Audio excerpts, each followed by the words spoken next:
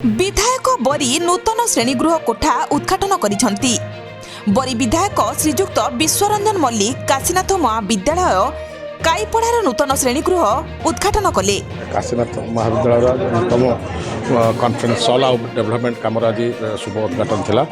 तो निश्चित भाव में बहुत खुशी बरी अंचल डेवलपमेंट काम चली निहाती शिक्षार गुणात्मक शिक्षापी कॉलेजर परिसर लेक्चर निश्चित भाव में आधुनिकरण होवार आवश्यकता अच्छी। तो से आज अंतर्भुक्त हो पार बहुत खुशी।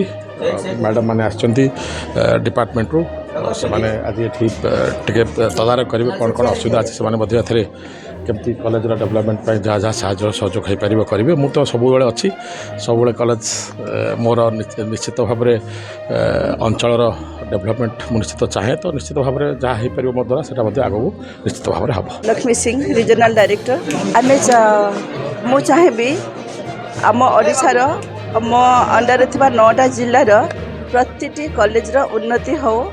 गड़ी कंदे जो पिला रुहंतु से माने मेन स्ट्रीम रे रहउथा पिलांक परि भलरे पढ़ंतु एवं उन्नति करंतु। ए निज कॉलेजर ए जगार निजर भविष्य गढ़ुचंती ए इंस्टीट्यूशन ना रखंतु। निश्चित भाव में सहयोग रहइबो। आम काम से समस्त को सहयोग करिवो। Bureau report Odisha Ekamra live.